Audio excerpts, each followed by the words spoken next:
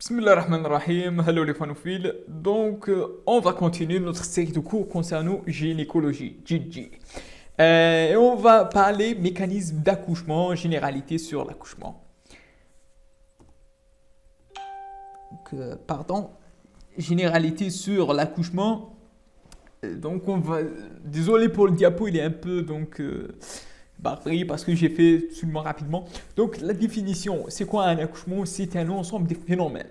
C'est un ensemble de phénomènes aboutit à la sortie d'un fœtus et ses annexes. Fœtus et ses annexes. Hors des voies génitales maternelles au-delà de 22 semaines d'aménorrhée.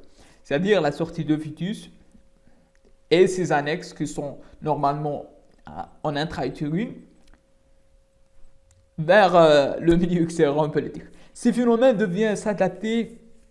En anglais, on appelle les 3P. 3P. The passenger, c'est-à-dire le fœtus, the passenger. The passage, c'est-à-dire le pelvis, le passage. The passenger and the passage and the power. You need the power and passage and the passenger. 3P. These 3P, c'est-à-dire fœtus et fœtus et la périnée, ou bien le pelvis, fœtus et le pelvis, et plus on a besoin d'un power, c'est-à-dire d'une énergie. C'est très important, ces 3P, il faut rappeler de ça.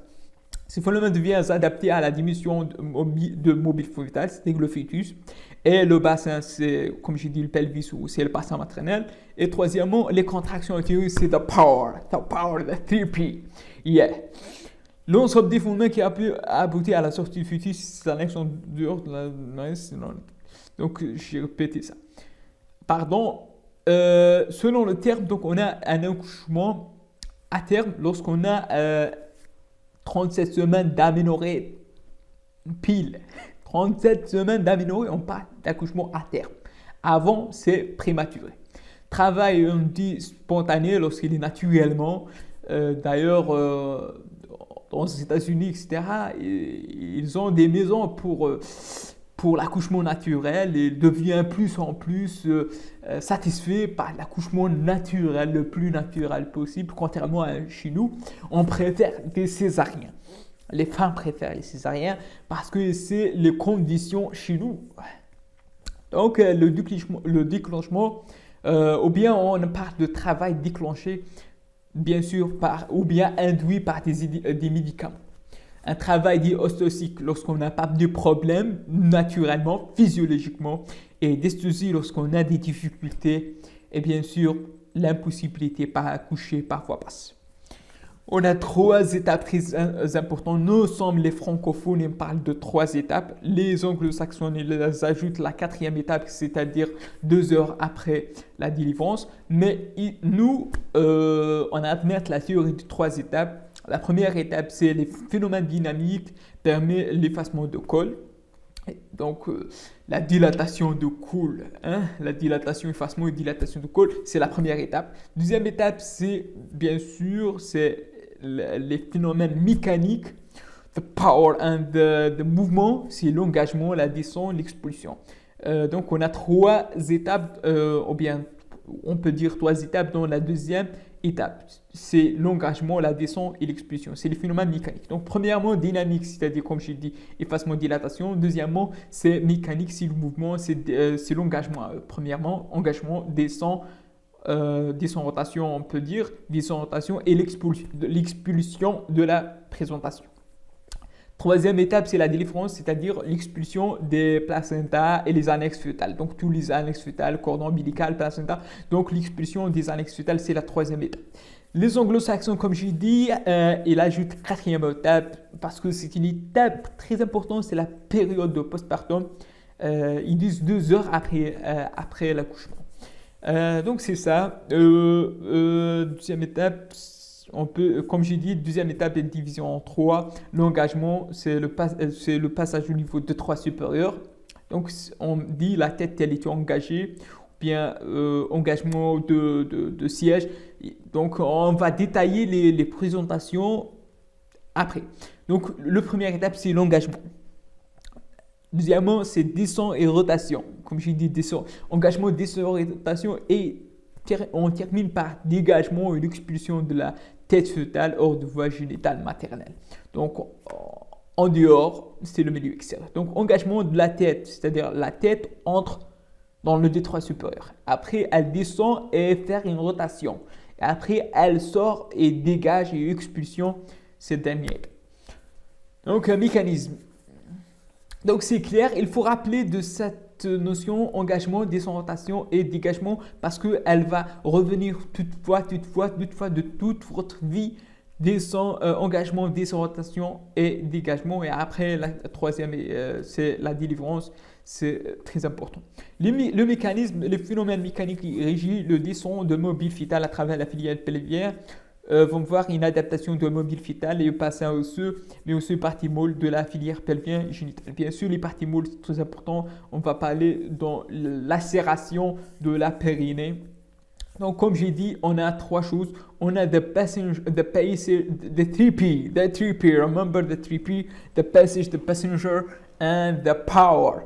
On va commencer par the passenger, the passage, c'est-à-dire le bassin. Le bassin, normalement, on va faire un cours spécifique pour le bassin, mais on peut dire. Le bassin, on a le détroit supérieur, c'est lorsqu'on a la présentation, généralement la tête. Au niveau de ce détroit supérieur, on appelle l'engagement. La tête, elle est engagée, c'est-à-dire elle entre dans ce détroit supérieur. Et après, on a l'excavation. Dans cette excavation, on fait la descente et la rotation. Et on a le détroit inférieur, c'est l'air de dégagement. Donc, bassin, passage, il contient aussi trois choses. Détroit supérieur, c'est l'engagement. L'excavation pelvienne, c'est la descente et rotation. Et le détroit inférieur, c'est le dégagement.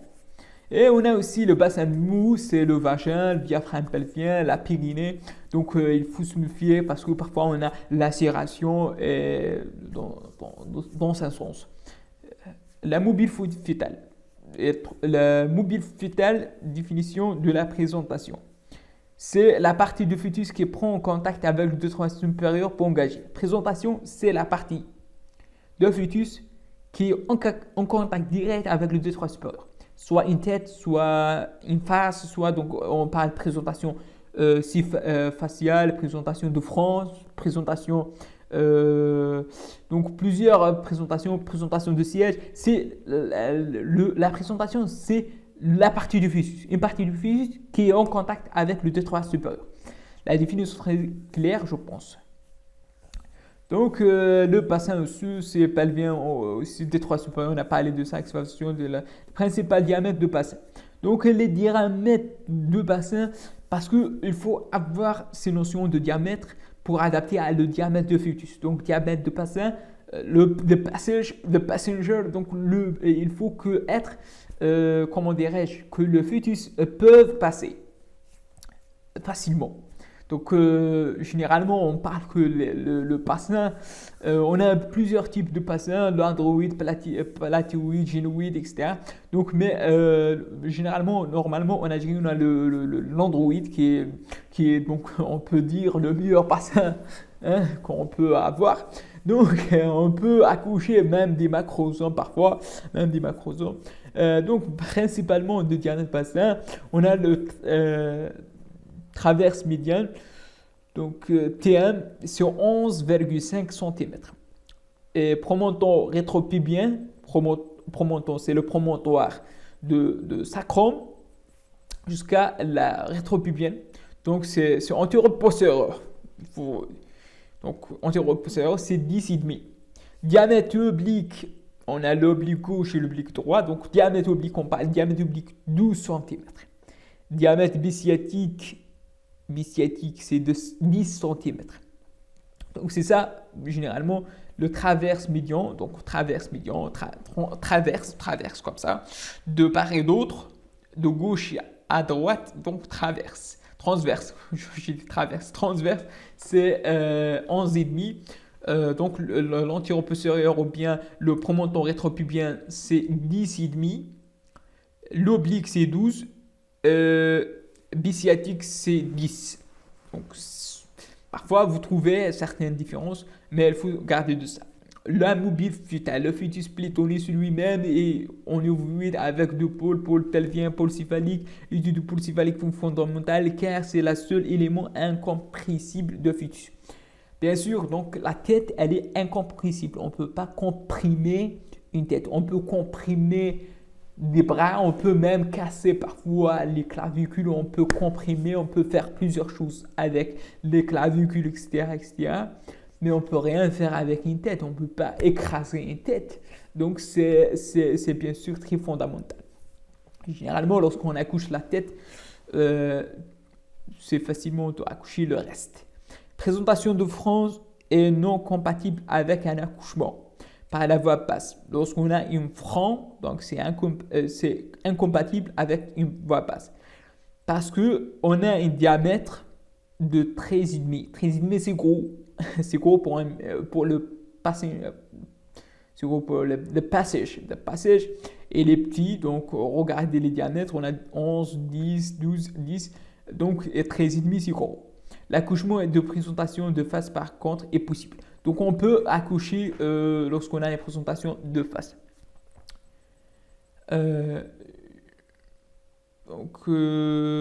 Les dimensions de corps fœtal, donc pour avoir biacromial, c'est comme j'ai dit, les bras, biacromial c'est 12, bitroconturien c'est 30 mm.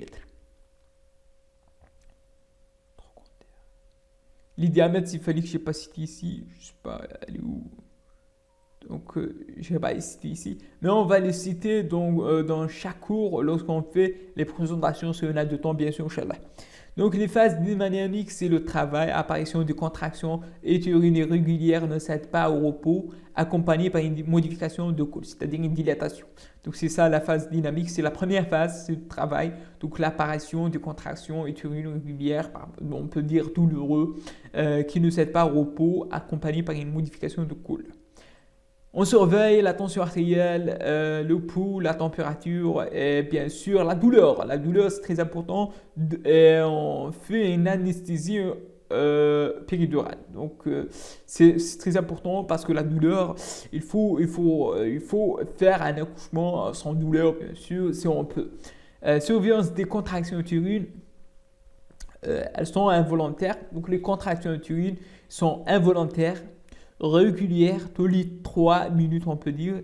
On a plusieurs définitions des contractions utérines, je n'ai pas cité ici, mais peut-être on va faire un cours sur les contractions utérines qui sont involontaires, régulières, tous les 3 minutes. Si on manque de contraction, si on a donc problème de contraction, on peut ajouter syntocine, c'est ocytocine, c'est-à-dire ocytocine de synthèse qui augmente la fréquence et bien sûr l'intensité des contractions. Surveillance de bruit fœtaux parce qu'on peut mourir. Surveillance de la dilatation de col par une toucher vaginale par heure. Toucher vaginale par heure pour avoir à peu près la dilatation. On note que la dilatation, c'est différent entre la primipare et la multipare. La multipare, c'est rapidement, on peut avoir une dilatation de 10 cm rapidement. Mais la primipare, parfois, donc ça dure un peu de temps. Donc, j'ai cité ici, la durée moyenne de travail est de 7 à 10 chez la primipare et de 3 à 6 chez la multipare.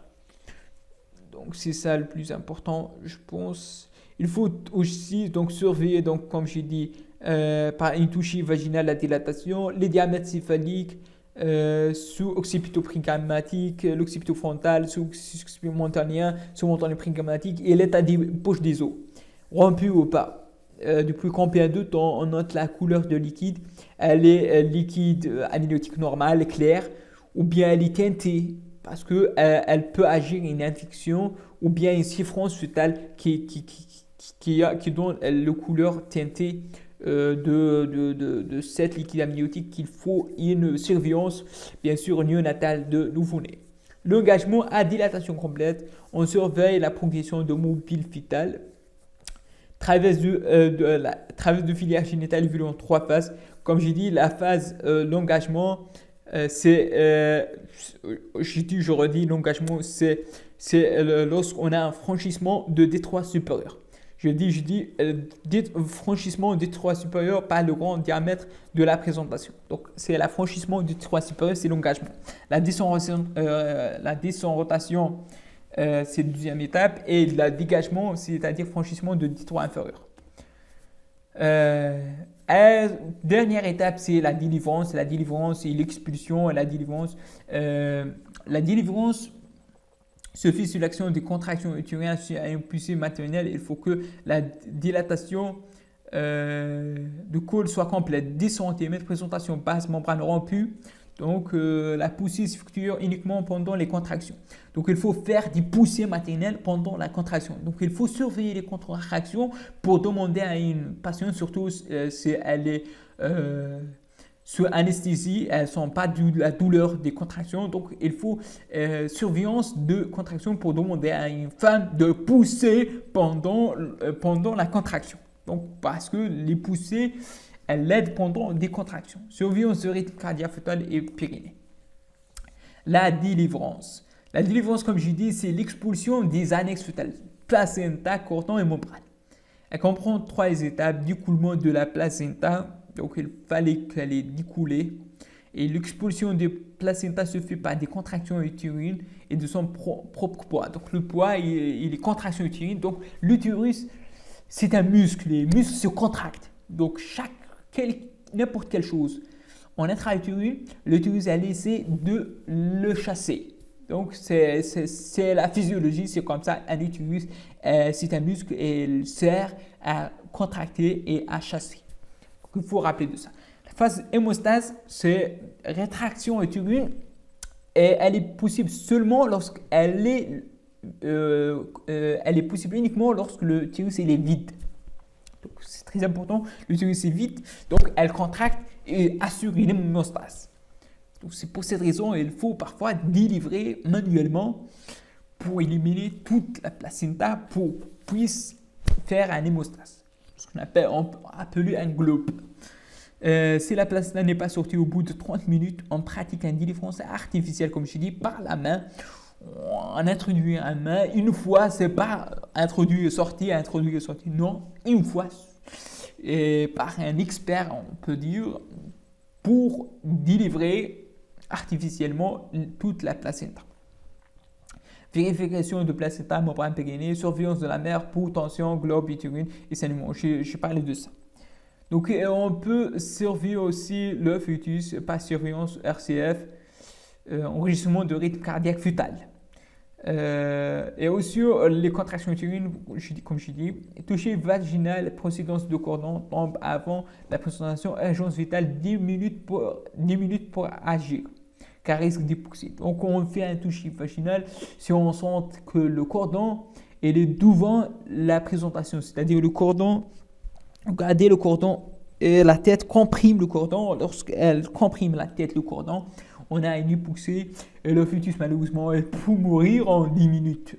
C'est de l'urgence. Donc, il fallait agir rapidement si on sentit le cordon. Donc, on peut faire plusieurs choses dans le cours de précédence de cordon. L'analgésie maternelle, c'est la péridurale, comme j'ai dit. Traitement pendant le travail. Si le col est dur, on peut donner le spasfon pour essayer de convaincre cette dureté et cette tonicité du cordon. Si infection éventuelle, les antibiotiques, on peut ajouter. Complications de l'accouchement. L'accouchement, surtout donc on peut donc faire une déchirure, comme j'ai dit, de la périnée. On parle de la périnée, peut aller jusqu'à malheureusement le rectum. Donc, il faut faire une appelée d'épisiotomie. Donc, c'est une incision de périnée qui permet d'agrandir l'orifice uvaire. C'est une incision, on peut dire, dirigée par nous pour éviter cette rupture traumatique de la périnée. Donc, c'est ça son but, c'est bien sûr de l'éviter de cette rupture de la périnée. Donc, qui peut être anarchique et aller jusqu'à rectum, on pratique une épisiotomie. Les instruments, on peut parfois, lorsqu'on a un accouchement prolongé, On peut faire des ventouses, des forceps, des colliers, des spatules, bien sûr, prolongement de la main de l'accoucheur.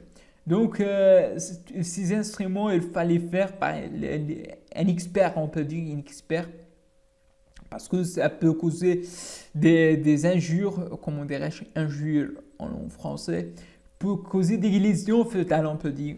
Donc, il fallait se méfier de ça. Les conditions de dilatation complète, membrane rompue, présentation engagée, vésicité. L'indication maternelle, épuisement, agitation, contre-indiqué, euphorie expulsive, pathologie cardiaque, ophtalmologie, fœtus mort-né. Fœtus chiffre la fœtus, donc suivront suite à l'aiguille nos progressions de la présentation prématurée. Donc lorsqu'on a tout ça, on peut pratiquer ces instruments, surtout lorsqu'on a fœtus qui est coincé, qui ne peut pas sortir, on peut tirer par des forceps et des choses qui sont malheureusement donc graves. Donc il faut aussi mieux peut-être de faire une césarienne sortie. Donc la césarienne, c'est avant le travail. Exemple, lorsqu'on peut indiquer une césarienne avant le travail. Lorsqu'on a un fibrose fœtale chronique aigu, lorsqu'on a une pathologie maternelle, donc on commence lorsqu'on a donc avant le travail, donc lorsqu'on a une souffrance fœtale chronique, ou bien aiguë, hypertrophie, certains sièges, donc lorsqu'on a une présentation siège, passage chirurgical d'un accident de voie publique. Lorsqu'on a un accident de voie publique, on devrait de sortir avant le travail. L'utérus porte plus de cicatrices ou bien un macrosome. Un grand bébé qui ne peut pas sortir, un macrosome manifeste, donc on peut indiquer une césarienne. Même césarienne, c'est difficile d'accoucher un macrosome. Donc, utérus portant plus de cicatrices. Donc, un utérus cicatriciel, le risque majeur de l'utérus cicatriciel, c'est de faire une rupture utérine. Donc, plus de 2 cicatrices, c'est césarienne. Lorsqu'elle est enceinte avec plus de 2 cicatrices, on pratique une césarienne, on ne peut pas donc tenter un risque de rupture utérine. Pendant le travail, non-engagement de la présentation, lorsqu'on a une dilatation complète pendant plus d'1 heure, et on a une présentation dystocique, le front. Donc, lorsqu'on a, première chose, c'est on a une dilatation plus d'1 heure et le fœtus ne sort pas. Donc, on fait une césarienne. Deuxièmement, lorsqu'on a une dystocie de front, donc on a une présentation de front, on ne peut pas accoucher comme j'ai dit, donc on fait une césarienne. Lorsqu'on a une souffrance fœtale aiguë, donc on pratique une césarienne. Lorsqu'on a un échec de déclenchement et dystocie dynamique. Comme tout ça, on fait pendant le travail, on peut dire à chaud, une césarienne. Technique, on pratique une laparotomie ombilicale, donc laparotomie ombilicale, et on essayait d'inciser dans le segment transverse. Donc, on appelle segmentaire, une incision segmentaire au niveau du segment transversal. Donc, pourquoi? Parce que on a des fibres transversaux, donc on ouvre un peu et on essaie de l'ouvrir parce que c'est anatomiquement, donc les fibres comme ça, horizontales au niveau du segment transversal, elles sont transversales, on ouvrir par une incision transversale et on ouvre par l'anatomie. Donc, elle est meilleure cicatrice, elles donnent des meilleures cicatrices et sont donc, comme j'ai dit, on l'ouvre facilement. On respecte l'anatomie. Contrairement à les incisions corporelles qui ne suivent pas la hiérarchie et qui ont plus de risques de faire des ruptures. Donc, c'est ça, grosso modo, des généralités sur le mécanisme général de l'accouchement. J'espère que je n'allais pas très long. Oui, j'espère que vous êtes apprécié quelque chose. Et enfin, n'hésitez pas à cliquer sur j'aime et à abonner sur ma chaîne et aider à partager. À la prochaine. Salam.